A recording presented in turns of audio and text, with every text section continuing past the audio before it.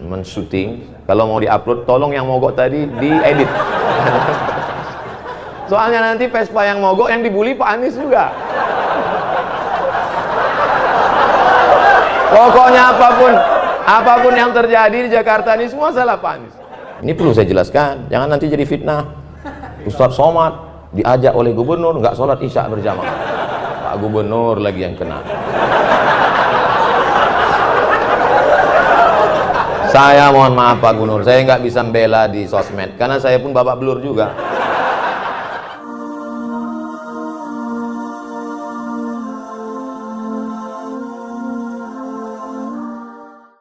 Sebelah kanan Bapak Gubernur, mohon izin Pak berdiri di depan Pak Gubernur.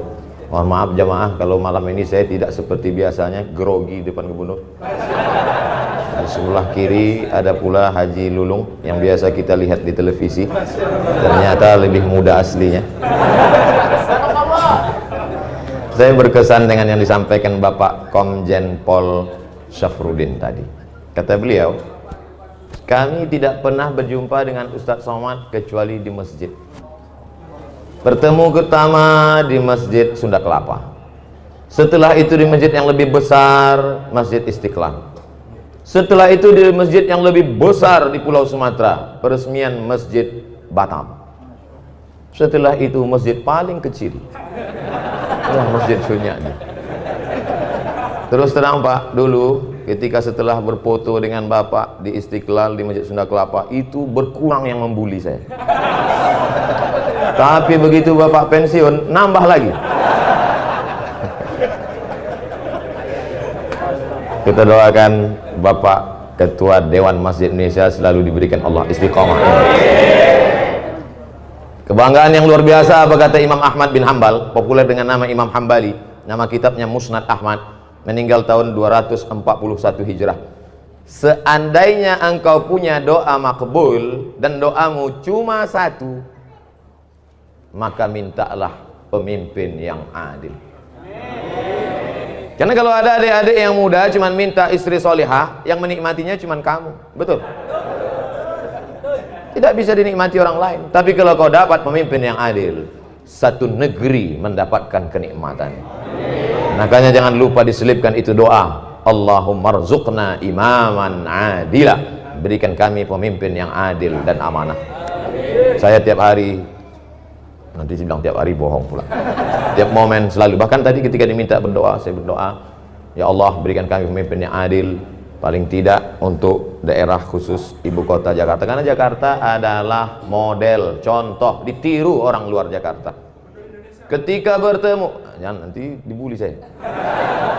Ketika bertemu dua orang yang hebat ini, Bapak Anies Baswedan PhD, Doctor of Philosophy, bertemu dengan Bapak Komjen Pol, akhirnya lahirlah Museum Sirah Nabawiyah terbesar di dunia.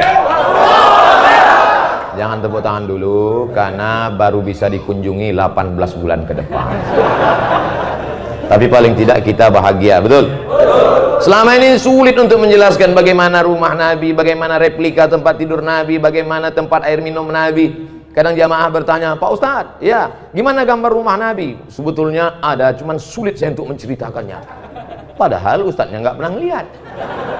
Tapi begitu museum itu nanti jadi, siap, saya berjanji akan datang membuat kunjungan akbar ke museum terbesar di dunia.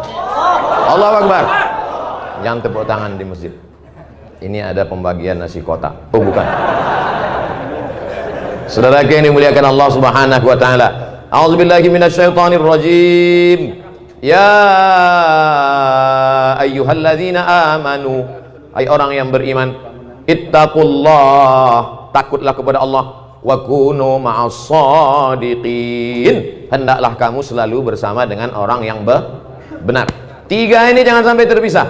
Pertama, iman. Kedua, takut. Yang ketiga, selalu bersama dengan orang yang benar. Hari ini Masya Allah tabarakallah bersama dengan orang yang benar. Ada orang tua kita, Profesor Zain Bajber, yang tadi dikatakan Pak Anies umur beliau 85 5 tahun. Ternyata yang tua-tua jangan putus asa hari ini. Beliau baru memberikan definisi yang membahagiakan, menyenangkan hati orang tua. Orang tua adalah orang yang selalu bercerita tentang masa lalu. Walaupun dia ABG, walaupun dia mengatakan saya ini milenial, tapi ceritanya masa lalu aja, sulit move on. Maka ini sebenarnya orang tua. Walaupun usia tua, tapi kalau dia bicara masa depan, dia adalah anak muda. Betul? Mohon maaf Pak Anies, ini akan saya bawa kemana-mana saya ceramah nanti. Saya ijazah dulu. Saudara yang dimuliakan Allah Subhanahu wa taala, pentingnya idkhalus surur fi qulubil mu'minin, memasukkan kesenangan, kebahagiaan ke dalam hati orang yang beriman. Tadi saya sebelum ini bedah buku, 2 buku di JCC Islamic Book Fair. Buku pertama tentang tokoh dari Turki bernama siapa namanya? Saya mau ngetes saja, jamaah ada ikut apa enggak tadi? Badrul Zaman Said Nursi, yang bisa hafal Kamus Al-Muhid. Kamus Al-Muhid itu 3 kali Al-Quran tebalnya, bisa dia hafal. Hebat, luar biasa. Dia kalau baca buku, dia baca sekali, dia baca 2 kali, hafal. Kita nggak usah. Nah, itu bukunya tadi, tebalnya 102 halaman. Harganya saya nggak tahu karena saya dikasih hadiah. Lalu kemudian buku yang kedua, 99 tanya jawab sholat, ditulis oleh orang hebat juga, namanya Abdul Somad. Masya Allah, tabarakallah, bisa berkumpul dengan orang baik-baik. Setelah itu saya dijemput oleh seorang ganteng anak muda generasi milenial, namanya Bapak Umar Hasan Nasr. Dengan 1 kali sebut sudah disebut beliau, orang tua beliau dan kakek beliau. Kemana kita? Masjid Cut Nyadin. Begitu sampai di luar JCC, dijemput pakai Vespa. Kan nggak mungkin kita nolak kan? Kita jamaah ini mau jemput naik apapun kita ikut aja. Saya lihat dalam hati saya, innalillahi wa inna ilaihi. Dalam hati saya, ini pasti masjidnya peletakan batu pertama. Tapi ternyata Masya Allah, tabarakallah, sampai di tengah jalan mogok. Sakitnya nggak seberapa, malunya. Ini pasti viral kan? Orang banyak streaming. Maksud saya itu tadi adik-adik yang men-shooting, kalau mau di-upload tolong yang mogok tadi diedit. Soalnya nanti Vespa yang mogok yang dibully Pak Anies juga. Pokoknya apapun yang terjadi di Jakarta ini semua salah Pak Anies. Padahal Vespanya mogok. Setelah sampai tadi saya tanya, itu Vespanya kok mogok Ustadz Somad? Itu busi untuk sepeda motor balap. Dia nggak bisa pelan. Yang naik Ustadz itu kan pelan. Astagfirullah Rabbal baraya. Tapi Masya Allah, tabarakallah, luar biasa kesan. Sudah lama saya tidak naik Vespa, ini udah puluhan tahun. Ternyata kalau kita ikut anak muda itu luar biasa. Kita pun ikut muda. Saya sekarang ini rasa-rasa umur 24 aja sekarang. Masya Allah, tabarakallah. Ternyata saya datang tidak diminta untuk peletakan batu pertama, tapi menyaksikan tanda tangan prasasti peresmian Masjid Cut Nyadin yang akan ditandatangani oleh Gubernur DKI Jakarta. Saya nggak apa-apa takbir karena udah siap. Saya berdiri di samping. Tadi fotonya udah diupload. Alhamdulillah. Pak Gubernur, Pak Komjen Pol, saya di samping. Yang lain-lain sudah nggak lihat lagi. Kenapa masjid ini begitu hebat? Padahal kalau dilihat bangunannya biasa aja, sempit, panasnya luar biasa. Tapi kenapa orang-orang hebat ini bisa datang kemari? Apa ceritanya? Saya di mana-mana ceramah itu tidak, saya selalu apa yang ada di mulut saya sih. Saya penceramah yang tidak pandai sindir menyindir tidak. Bukan maksud saya AC ada semua, ada lengkap. Coba lihat 16 derajat Celcius. Cuman memang ini masjid sudah, kalau bahasa Melayunya, over capacity. Ini kita ini kalau menurut WHO, World Health Organization, ini sudah di luar ambang batas kewajaran. Ini kita sedang berebut-rebut oksigen ini sekarang. Saudara yang dimuliakan Allah Subhanahu wa taala. Kenapa dengan Masjid Cut Nyadin? ternyata masjid ini kecil tapi perjuangannya luar biasa. Disebutkan oleh Pak Gubernur tadi, kanan jalan, kiri jalan, depan jalan, belakang jalan, tapi akal tak pernah putus untuk berpikir bagaimana membangun rumah Allah. Tidak bisa ke samping, harus ke atas. Makanya pertumbuhan itu ke atas, bukan ke samping. Ke atas, tidak pernah putus asa. Ibu-ibu tadi semua di bawah, mohon maaf Bapak Gubernur, Bapak Komjen Pol, ketika saya naik tadi agak terlambat di atas. Pak Gubernur minta saya duluan, saya bilang Pak Gubernur duluan. Pak Komjen Pol, saya ini jelaskan supaya jangan sampai nanti ditulis Pak Gubernur mendahului Ustadz, kena lagi. Pak Gubernur tadi mau saya duluan, saya bilang Bapak duluan. Kemudian Pak Komjen Pol, saya bilang Pak Safrudin duluan. Kenapa Ustadz belakangan? Saya masih mau menase kepada ibu-ibu semua. Mereka di bawah menyaksikan kita dengan layar. Pak pengurus masjid, di bawah ada layar, mereka bisa lihat kita. Alhamdulillah. Ibu-ibu yang di bawah jangan berkecil hati, karena saya ini lebih bagus di layar daripada aslinya. Al-Mukarram, Ustadz, guru-guru kita tak dapat disebut satu persatu, tapi insya Allah semuanya masuk ke dalam surga Allah. Apa kehebatan masjid ini? Ternyata setiap hari Jumat ada program makan gratis. Mudah-mudahan setelah diumumkan ini Jumat nanti semakin banyak yang nyumbang, bukan semakin banyak yang datang bawa perut kosong. Saya dulu pernah 2 semester di UKM, University Kebangsaan Malaysia Selangor, tidak selesai karena saya dapat beasiswa ke Maroko. Lalu saya tinggalkan 2 semester di UKM. Kemarin saya pergi ke UKM, Ustaz Somad berapa lama di UKM? Saya bilang 2 semester.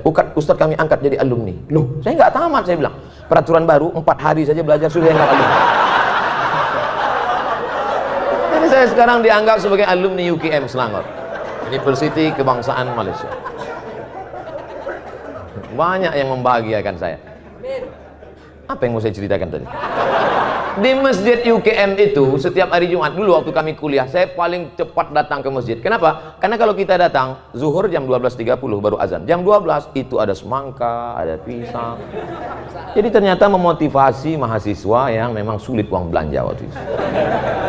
Awal-awalnya itu pemanis, tapi kata pepatah orang Melayu, Allah bisa karena biasa. Pancingan anak-anak muda, mungkin awalnya dia niatnya tidak untuk sholat Jumat. Kau datang kemari kenapa? Lapar mau makan siang. Itulah makna dakwah. Coba lihat bahasa Arab. Da'a ya'du'u da'watan. Dakwah artinya ad-da'watu ila ta'am, ngajak makan. Asal muasal kata dakwah itu ngajak makan.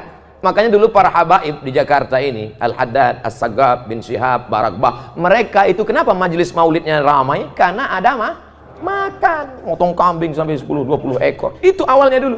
Kiai-kiai di Jawa itu tanam padi luas. Maka kalau santri-santri datang dikasih makan. Ini belum jelas nih, habisnya ada makan apa enggak?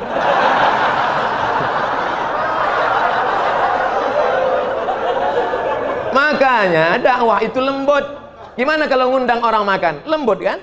Bapak, nanti silakan datang ke rumah ya, insya Allah ada makan. Dan setelah sampai ada makanan terhidang, nyuruhnya juga lembut. Silakan makan, lembut kan? Kira-kira ada nggak orang nyuruh makan? Mana ada? Itulah asal muasal dakwah. Jadi dakwah dalam Islam itu, apa kata Nabi? Maukah kamu aku tunjukkan suatu amal, kalau kamu lakukan kamu akan berkasih sayang. Apa dia? Afsyus salam, tebarkan salam. Tebarkan salam dengan baik. Saya tadi di masjid ini sedang diajarkan betapa hebatnya Allah Subhanahu wa taala. Ada gubernur, ada DPRD, ada Bapak Komjen Pol, ada polisi, ada tokoh masyarakat. Mereka semua hebat-hebat, tapi tidak satu pun berhasil menggeser waktu sholat walaupun kurang 9 menit lagi. Apa kata pengurus? Menjelang azan maghrib, mari kita bersolawat. Salatullah, tengok belum juga. Salamullah, belum juga. Betapa agama tidak bisa diamandemen. Apa maksud Ustaz sebenarnya? Ya salam nggak bisa diganti.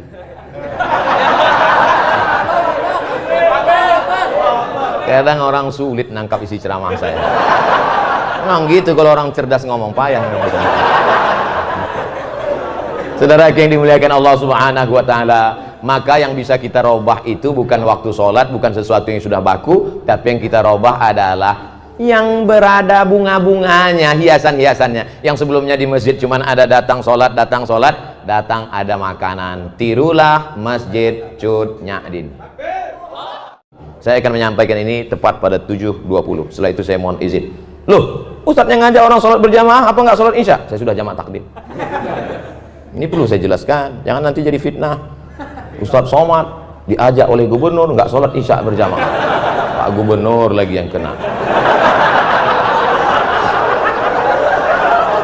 Saya mohon maaf Pak Gubernur, saya nggak bisa membela di sosmed karena saya pun babak belur juga.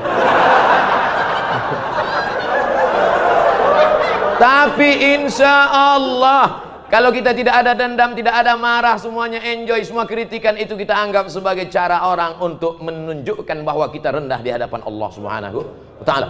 Saya kemana-mana, kalau di Jakarta salaman, cium tangan. Orang Jakarta kalau di Sumatera cium sekali. Jakarta kalau di Riau, di tempat saya di Medan cium sekali. Jakarta cium auto reverse, tuk tuk tuk tuk. Baju dicari, luar biasa sambutan orang Jakarta. Disambut, diberi kursi, ceramah, letak tinggi. Di sini aja saya ceramah berdiri. Biasa. Itu kalau tidak dibully orang, kalau tidak diejek orang, itu lama-lama muncul ujub kita, muncul takbur kita. Dipanggil Al-Mukarram, Al-Ustadz, Sahibul Fadilah, Profesor, Doktor, Abu Somad, LCMM. Lobang hidung hampir sebesar terowongan Mina. Tapi begitu kita dibully, diejek orang baru sadar. Di situ dia panggil aja, Somad, Tomat, kurus kering krempeng gitu. Dulu awal-awalnya saya termasuk orang emosi juga. Begitu dia bully sekali, saya lapor ke Polda. Lapor Polda panggil, saya datang 2 kali, saya datang ke kejaksaan. Sudah saya duduk, mana dia Pak yang bully saya kemarin? Mencret. Sejak itu saya nggak mau lapor lagi. Ternyata yang di internet bully itu pengecut-pengecut semua. Pernah jumpa saya di parkiran mobil. Saya kalau di Riau nggak pernah pakai pengawal, nggak ada pakai saya nyetir sendiri. Ketemu saya itu yang ngejek, saya kejar, pantang-panting lari. Oleh sebab itu saudara yang dimuliakan Allah SWT, jangan pernah berharap kepada manusia, jangan pernah bersandar kepada manusia, bersandarlah kepada Allah. Apa pernah saya membalas caci maki sumpah serapah di YouTube, di Instagram? Ada? Nggak ada, orang saya nggak baca.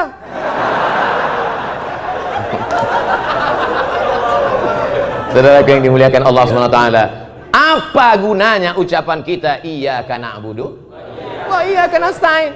Mungkin begitu cara Allah ingin menghapuskan dosa kita, mungkin begitu cara Allah ingin mengangkat derajat kita.